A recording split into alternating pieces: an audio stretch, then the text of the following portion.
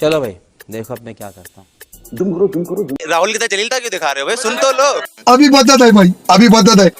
तो आप उनकी तरह गोबर क्यों फैला रहे हैं? आप उनकी तरह गोबर क्यों फैला रहे हैं?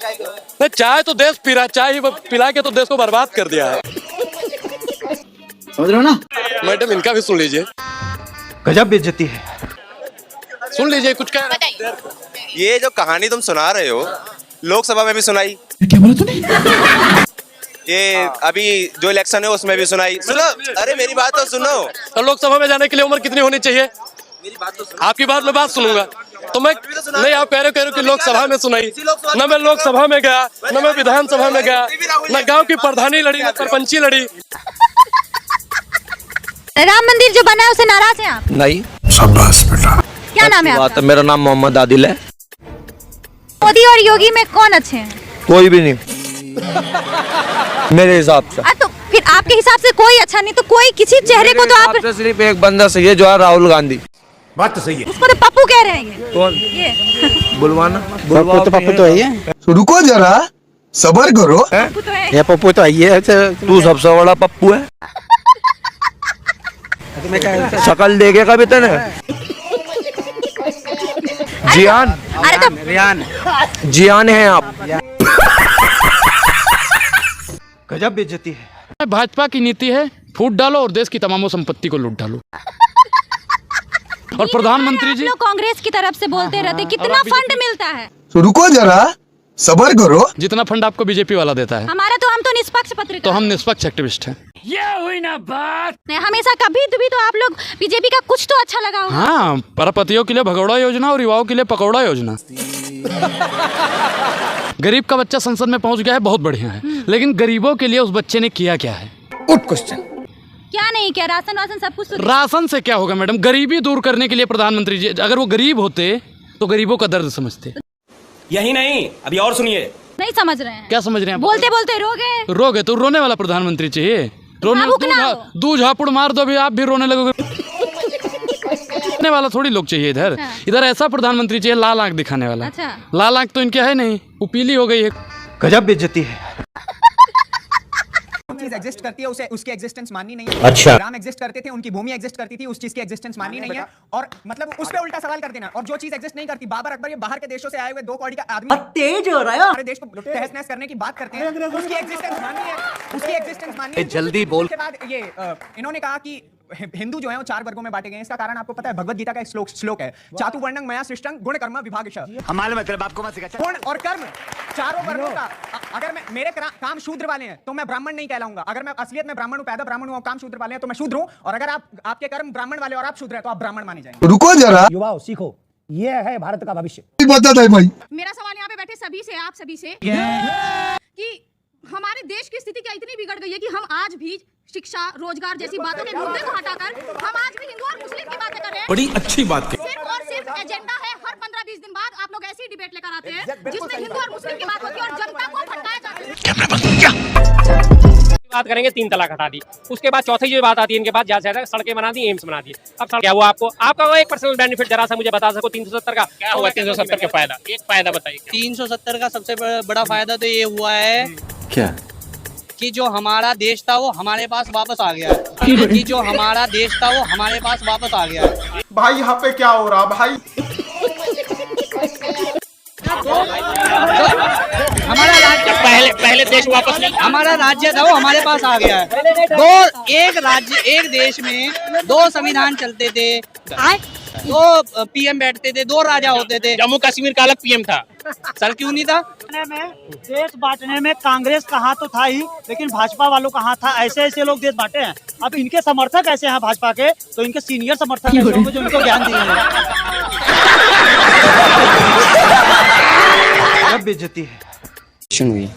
मैंने बी फार्मा और नहीं ग्रेजुएशन बीए जी। किस विषय में आप? अभी मैं मेडिकल में ही हूँ। बीए किस विषय में? Bachelor in arts. विषय पर्टिकुलर नहीं है, ग्रेजुएशन की है सिर्फ। Plain BA. हाँ, लेकिन लौंडा यहाँ नहीं रुकता। Plain BA. फिर उसके बाद हम इस फील्ड में आ गए। Plain BA. लोग अभी अभी कमेंट करेंगे कि बीए का पूरा पता ही नहीं, बीए किस विषय से किए, कहाँ से किए बीए, कौन यूनिवर्सिटी कौन कॉलेज से? नहीं, बीए अभी हमारा नहीं हुआ बीए। मैं पागल हो जाऊंगा। अरे यार अभी बोले बीए हो गया है। नहीं हुआ हमारा। शुरू की होगी नहीं बीए की पढ़ाई? अभी नहीं की है सर। क्या करूं मैं इसका? कितनी पढ़ाई की हो सही से बताओ, आ देंगे। काहे बीए बोले यार, जो पढ़े थे वही बोले होते। Sorry sir. ये बताइए 2024 में किसी पार्टी से टिकट मांग रहे थे आप? एकदम मांग रहे थे। भाजपा से टिकट मांग रहे थे प्रयागराज से, रुको जरा, और कांग्रेस से टिकट मांग रहे थे अमेठी से। दोनों से मांग रहे थे, मतलब प्रयागराज से भी मांग रहे थे और अमेठी से भी मांग रहे थे। लेकिन मजेदार बात यह है कि टिकट मुझे एक पार्टी ने ऑफर किया, बहन जी ने ऑफर किया था। बड़ी अच्छी बात कही है। तो जब आप प्रयागराज से भाजपा से टिकट मांग रहे थे तो कुछ भाजपा के बड़े नेताओं से मुलाकात भी हुई होगी? उस पर चर्चा नहीं करेंगे, नहीं तो बात बहुत बिगड़ जाएगी। ये कि पॉलिटिकल स्पेक्ट्रम में बीजेपी और कांग्रेस दो ध्रुवों की तरह हैं। आप भाजपा से भी टिकट मांग रहे थे, कांग्रेस से भी टिकट, ये कैसे? मेरी स्थिति महाभारत में कृष्ण जैसी थी कि कैसा? तो अपने पाले में बुला लेगा, मैं उसकी तरफ से लड़ूंगा। क्या बात है सर। बेहतर नेता कौन है, नरेंद्र मोदी या राहुल गांधी? अभी बता दे भाई। बेहतर नेता थे नरेंद्र मोदी, अब राहुल गांधी है। बात तो सही है। कहेगी कि अब आप कांग्रेस से टिकट मांग रहे हैं? नहीं, मैं टिकट नहीं मांग रहा हूँ, लेकिन जिस तरह से उन्होंने मेहनत की और अपनी जगह बनाई है, और हमारे यूपीएससी के फील्ड में जो भी 95 प्लस पाता है उसका प्री निकल जाता है, और राहुल जी का 99 पे प्री निकल गया है। ठीक है। और 29 में मेंस और 34 में इंटरव्यू प्रधानमंत्री। ऐसे हमारे भाई साहब कह के जा रहे हैं कि ऐसे ऐसे हालात है, ये देखा है। आज के हम कल्चर के युवा हैं, हमें प्रेरणा मिली है मोदी को देखकर। हम जानते हैं कि क्या हो रहा है, कहाँ क्या नहीं हो रहा। मैं तो तेरे को हरामी समझता था, तो राम निकला रे। जो ना काम कर सके वो इस चीज को बोलते हैं कि हाँ रोजगार नहीं है। मैं कहता हूँ कहाँ रोजगार नहीं है, किसके पास रोजगार नहीं है मुझे बताओ। आप जहाँ चलेंगे वहाँ देखेंगे रोजगार है, करने वालों की कमी है, काम में कमी नहीं है। Not bad.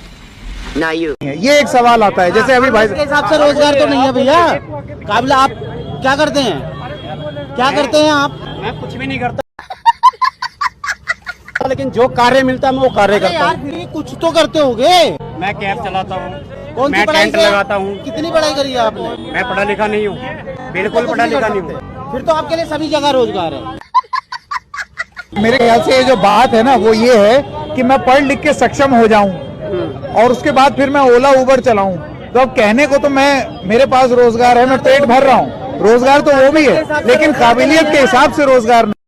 कल प्रधानमंत्री मोदी ने पटना में रोड शो किया, और रोड शो पहली बार किसी प्रधानमंत्री ने पटना में किया हो, तो आपको लगता है कि इस रोड शो के बाद इसका कोई बात है? प्रधानमंत्री जी नीम के पेड़ पे चढ़ जाएं तो हम कहें पहली बार कोई प्रधानमंत्री नीम के पेड़ पे चढ़ा है। रोड शो तो करते रहते हैं ना, कोई पहली बार तो रोड शो नहीं किए हैं, पटना में भी किए हैं। सवाल ये है कि उस रोड शो से बिहार की जनता को क्या मिला। बिहार के लोग जो कह रहे हैं, और नीतीश कुमार जी भी कहते थे कि बिहार को विशेष राज्य का दर्जा मिले, इस पे प्रधानमंत्री जी ने कुछ कहा है? अगर नहीं कहा है तो फिर वो न्यूज हमारे लिए इम्पोर्टेंट नहीं है। जिस न्यूज से हमारा जीवन नहीं बदलता हो, लोगों के जीवन नहीं बदलते हों, उस न्यूज से क्या मतलब है? ये बड़ी अच्छी बात कही आप। जो 2014 में कहे थे कि सबके खाते में 15 लाख आएगा, नोटबंदी के बाद जो है काला धन समाप्त हो जाएगा, कहा था कि जो है काला धन समाप्त हो जाएगा। आप कह रहे हैं कि अंबानी अदानी के पास काला धन है, और काला धन है तो ईडी उनके घर पे क्यों नहीं जा रहा है? सत्ता आती है तो अच्छाई के साथ साथ बुराई भी आती है। अरे क्यों नहीं मानो? आप लोग तो अवतारी है, आप लोग तो माँ के पेट से पैदा नहीं है, अवतार है। हाँ भाई। पहले जब तक माँ जिंदा थी मुझे लगता था कि शायद बायोलॉजिकली मुझे जन्म दिया गया है। अच्छा ठीक है। माँ के जाने के बाद इन सारे अनुभवों को मैं जोड़ करके देखता हूँ तो मैं कन्विंस हो चुका हूँ। गलत हो सकता हूँ, लोग आलो लेफ्टिस्ट लोग तो मेरे धज्जियां उड़ा देंगे, मेरे बाल नोच लेंगे। मैं कन्विंस हो चुका हूँ। क्या बात कर रहे हैं? कि परमात्मा ने मुझे भेजा है। ये ऊर्जा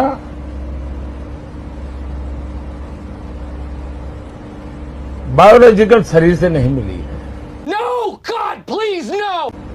ये ऊर्जा ईश्वर ने मुझसे कुछ काम लेना है, इसलिए मुझे विधा भी। जब राम जी का वनवास हुआ उस समय राम जी की आयु थी 27 वर्ष। ठीक है जी गुरु जी। तो 27 साल के राम जी और लक्ष्मण जी थे, तो गुरुजी उनकी दाढ़ी मुझसे नहीं आई थी। तो आप क्या चाहते हैं कि दाढ़ी मूछ आ जाए? नहीं आनी चाहिए, सबके आती क्योंकि वो सबके आती है इसलिए कि सब मनुष्य हैं। ठीक है। राम के नहीं आती क्योंकि वो भगवान है। अच्छा। तो गुरुजी ब्रह्मा जी को तो दाढ़ी मूछ थी, वो भी तो भगवान थे। अरे क्या करूँ इसका यार, धंधा बंद करवाएगा क्या? नहीं, ब्रह्मा जी भगवान नहीं है। अबे साले, ब्रह्मा जी भगवान की कोठी में नहीं आते। ऐसा है, नाश मत करिए, दे देंगे दुम का नाच गिर जाओ। नहीं है वो अवतार हैं। वोट डाल दिया है? बिल्कुल वोट नहीं दिखाइए। नहीं, मिटा दिया हमने। अबे साले, हाँ वोट डाले हैं, सबसे पहले अपना डाला है, उसके बाद लोगों को डलवा रहे हैं हम। डलवाने में लगे हुए हैं। और ये हम जानते हैं कि आज नरेंद्र मोदी जिस तरह से भगवानों का अवतार हुआ है पीछे, आज कलयुग में मनुष्य के रूप में भगवान अवतार लेंगे। अबे क्या बोल रहा है? पिलियल बोल, पिलियल बोल। भगवान कलयुग को ये वरदान है कि हम आपके समय में नहीं आएंगे, लेकिन अगर धरती पर अत्याचार हुआ तो कोई तो आएगा। तो हम लोग मानते हैं कि नरेंद्र मोदी को ऊपर वाले ने अवतार बना के भेजा है, देवदूत बना के भेजा है, जो आज 10 सालों में इस भारतवर्ष को वहां पहुंचा दिया जहां कल्पना भी नहीं कर सकते थे। और आने वाला 5 वर्ष अगर हमें ये मिलता है नरेंद्र मोदी जी को, तो ऐसा लगता है कि वास्तव में पूरी दुनिया पर भारत पहले जैसे विश्वगुरु था, आज भी विश्वगुरु बनेगा। सोने की चिड़िया बनने में देर नहीं लगेगी। बजाओ ताली।